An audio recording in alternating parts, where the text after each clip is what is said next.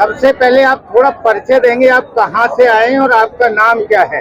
जी, मैं मोहम्मद अशरफ, विधानसभा अध्यक्ष मुस्लिम मोर्चा धनौरा 39, जिला अमरोहा, उत्तर प्रदेश से आए जी। तो आज यहाँ पर भीम आर्मी और आजाद समाज पार्टी के अध्यक्ष भाई चंद्रशेखर आजाद रावण की ये रैली है। सुप्रीम कोर्ट ने एक निर्णय दिया है, divide and rule, creamy layer और दलित जातियों को आपस में बांटकर दलितों को दलितों से लड़ाना। आप अपने क्या विचार रखते हैं? मैं कहना चाहूंगा कि ये जो है एक इनका षड्यंत्र है आपस में लोगों को बांटने का।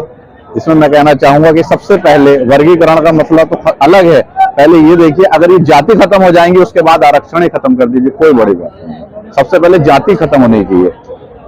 जाति खत्म होने की तो कोई बात ही नहीं, जाति को बढ़ावा दे रहे हैं जी। अब तमाम तरह के वाद चलते हैं, वाद को बोलते हैं हम, पहले सुना जाता था आतंकवाद, एक्सट्रीमिस्ट, ठीक है नहीं, आतंकवाद, लेकिन अब वाद चलता है क्षेत्रवाद, मनुवाद, ब्राह्मणवाद, ये वाद वो वाद। जाति खत्म करने की कोई बात नहीं। अब आप देख रहे होंगे कि ठाकुरवाद के तहत यूपी में, मध्य प्रदेश में अब की फिलहाल की बहुत सारी घटनाएं हुई हैं। तो ये ठाकुरवाद, ब्राह्मणवाद चरम पर है। तो इसके बारे में आप क्या कहना चाहेंगे? इसके बारे में यही कहना चाहेंगे कि इस तरह का सही नहीं है इनका मामला ये, और हम सभी लोग हिंदुस्तानी हैं, हमें सबको मिलकर रहना चाहिए। अगर इस तरह के मामलात होंगे तो देश टूट जाएगा। और मैं कहना चाहूंगा, ना हिंदू का, ना मुस्लिम का, ना ईसाई से मतलब, ये एक दिन सभी की जान खतरे में डालेंगे एक दिन, और खतरे में डालेंगे एक दिन। ये मजहब की सियासत करने वाले हिंदुस्तान को अपाहिज करके डालेंगे एक दिन। मैं जहां तक जानता हूं, इस देश का नाम हिंदुस्तान नहीं है। ये जो शब्द इस्तेमाल कर रहे हैं आप, बहुत गलत इस्तेमाल कर रहे हैं। और हर मुस्लिम मैंने ये देखा है कि यही शब्द इस्तेमाल करता है। हिंदुस्तान नहीं है ये। क्या मेरी बात से सहमत हैं आप? ये भारत है। आगे से आप सिर्फ और सिर्फ इस देश को भारत कहिए। बाबा साहब ने कहा है, we are the people of India and country that Bharat, that is India. ठीक है नहीं, ये देश हिंदुस्तान नहीं है, हिंदुओं का स्थान। ये हिंदुस्तान नहीं है, जैसे पाकिस्तान है, मुस्लिमों का है, धर्म के आधार पर। ये सेक्युलर कंट्री है कॉन्स्टिट्यूशन के आधार पर। तो यहाँ पर जाति जनगणना की बात आती है। जाति जनगणना की बात आती है, यहाँ का प्रधानमंत्री, यहाँ की कोई भी संस्था, कोई भी संस्था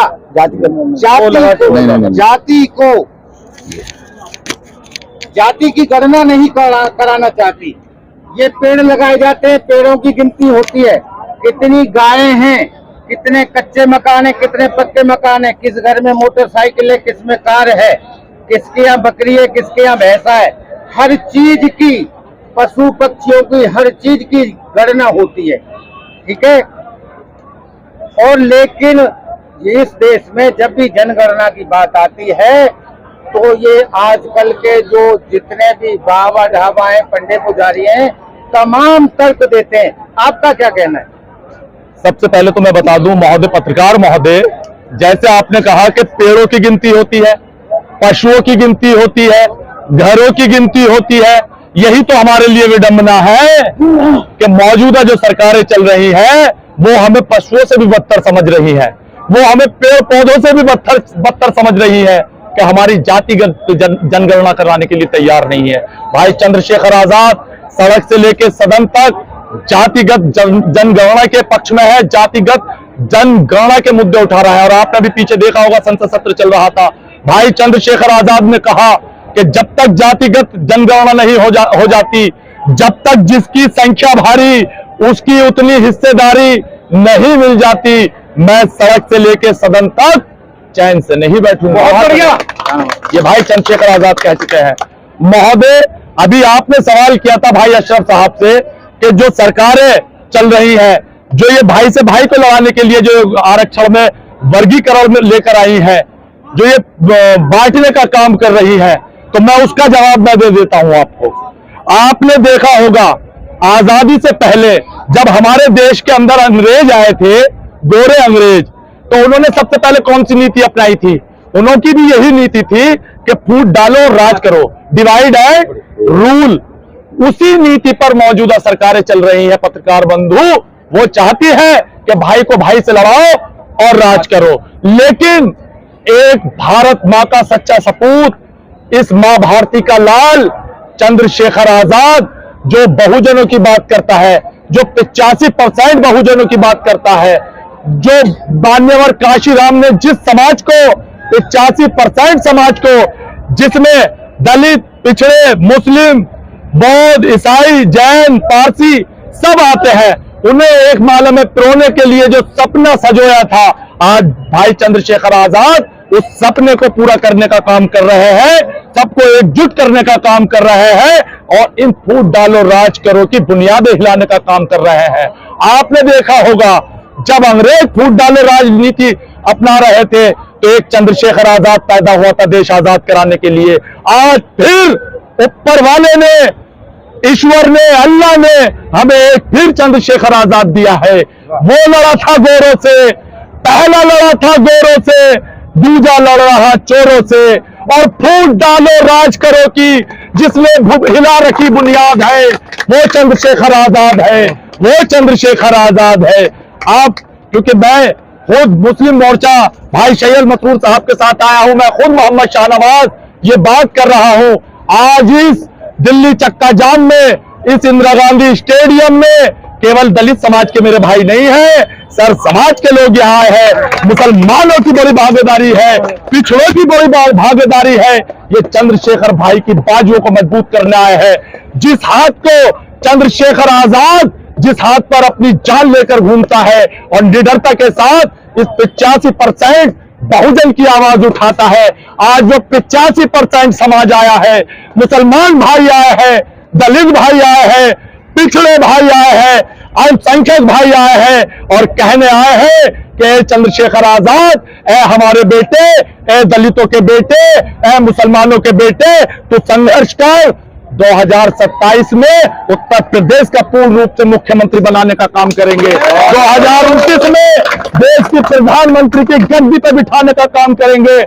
और आज ये पूरा समाज उस गद्दी को दिल्ली के अंदर देखकर भी जाएगा जिस गद्दी पर भाई चंद्रशेखर आजाद बैठेंगे। बस मैं अपनी बात सैयद मसरूर साहब से कहूंगा, वो भी रखेंगे। मैं 2 नारों के साथ अपनी बात खत्म करूंगा। जय भीम, जय मीम, आजाद समाज पार्टी जिंदाबाद, भाई चंद्रशेखर आजाद जिंदाबाद। एक जोरदार नारा दे देना भाई मेरे साथ सब। जय जय जय जय जय भीम, जय जय जय जय जय भीम, जय जय जय जय जय भीम, सबको खुदा हाफिज, अस्सलाम वालेकुम, जय भीम। मसरूर, मुस्लिम मोर्चा मंडल अध्यक्ष मुरादाबाद मंडल। जी बताएं। लोगों का ये कहना है कि जो इतिहास की जानकारी मिलती है ईसा से 563 साल पहले से, जी, यानी कि हमारे देश का इतिहास, हमारा देश का इतिहास लिखित रूप से 2600 साल का लगभग मिलता है। बिल्कुल। तो लोगों का ये कहना है कि नगीना क्षेत्र से ये उगता हुआ सूरज भारत की संसद में भेजा है। नगीना वालों ने अपना हजारों साल के लिए नाम दर्ज करा लिया इतिहास में। आप सहमत हैं? बिल्कुल, मैं इस बात से सहमत हूँ पत्रकार महोदय।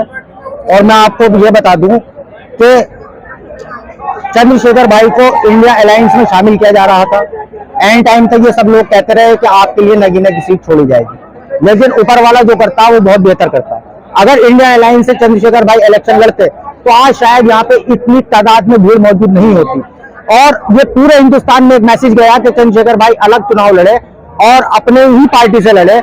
इसमें पूरे इंडिया में ये मैसेज गया, पूरे भारत में ये मैसेज गया कि चंद्रशेखर भी कोई चीज है जो अपने दम पर लोकसभा की सीट जीत सकता है। और आज यहाँ आपको जितना ये जन सैलाब दिखाई दे रहा है, ये इंडियन अलायंस वालों की, राहुल गांधी की और अखिलेश यादव की मेहरबानी है जो उन्होंने हमारी पार्टी को इतना बड़ा आगे बढ़ाया। क्योंकि अगर हम उनके साथ होते तो शायद कहीं ना कहीं हमें सहानुभूति मिलती कि ये राहुल गांधी की वजह से जीत गए और ये अखिलेश यादव की वजह से जीत गए। आज भाई चंद्रशेखर आजाद समाज पार्टी की वजह से जीते हैं और भीम आर्मी की वजह से जीते हैं और अपनी वजह से जीते हैं। भारत की संसद में एक चंद्रशेखर आजाद जी के अलावा पूरे 130 सांसद संविधान की बदौलत हर संसद में रहते हैं, तो 131 चुन के ही आते हैं। तो कहीं ना कहीं हमें उन 130 सांसदों ने निराश किया है। बिल्कुल किया। और पत्रकार महोदय मैं आपको बता दूं, जैसे कि मुझे जानकारी है, चाहे वो शायद वो सही हो या नहीं हो, लेकिन मुझे जितनी जानकारी है बाबा साहब अम्बेडकर के बाद और मान्यवर काशीराम साहब के बाद आज तक संसद में किसी ने जय भीम का नारा नहीं लगाया। बोलिए। ये सिर्फ भाई चंद्रशेखर आजाद ने जिस दिन संसद में पहली बार पहुंचे थे तो सबसे पहले भाई चंद्रशेखर आजाद ने जय भीम का नारा लगाने का काम किया। पता नहीं ये लोग क्यों डरते हैं। और मैं आपको बता दूं, 30 से 40 मुस्लिम सांसद होने के बाद किसी भी मुस्लिम सांसद ने आज तक नमाज के उसमें कभी कोई आवाज नहीं उठाई। भाई चंद्रशेखर आजाद ने ये कहा कि अगर कांवड़ यात्रा के लिए हम उन लोगों का भी सम्मान करते हैं, हम उनकी आस्था का भी सम्मान करते हैं। अगर भाई चंद्रशेखर आजाद ने कहा कि कांवड़ यात्रा के लिए अगर 1 महीना रास्ते बंद हो सकते हैं तो नमाज के लिए 5 मिनट या 10 मिनट के रास्ते क्यों बंद नहीं हो सकते। वो जब संसद में खड़े होते हैं इन मनवादियों का धुआं निकल जाता है। ये सच बात है। वो एक से एक ऐसे मुद्दे उठा रहे हैं जो आज तक न कांग्रेस की सरकार में और अथवा अन्य किसी की सरकार में वो मुद्दे नहीं उठाए गए हैं। तो आप उम्मीद रखें सब अच्छा होगा। बिल्कुल अच्छा होगा। भाई चंद्रशेखर आजाद सब सर्व समाज को अपने साथ लेकर चल रहे हैं, दलित, पिछड़ा, आदिवासी, मुस्लिम सबको अपने साथ लेकर चल रहे हैं। और जो सबको अपने साथ लेकर चलता है वो एक दिन अपनी मंजिल पर जरूर पहुंचता है। और मैं उम्मीद आपको यकीन दिलाता हूं कि उत्तर प्रदेश में 10 विधानसभा सीटों पर उपचुनाव होने वाले हैं और 10 विधानसभा सीटों के उपचुनाव में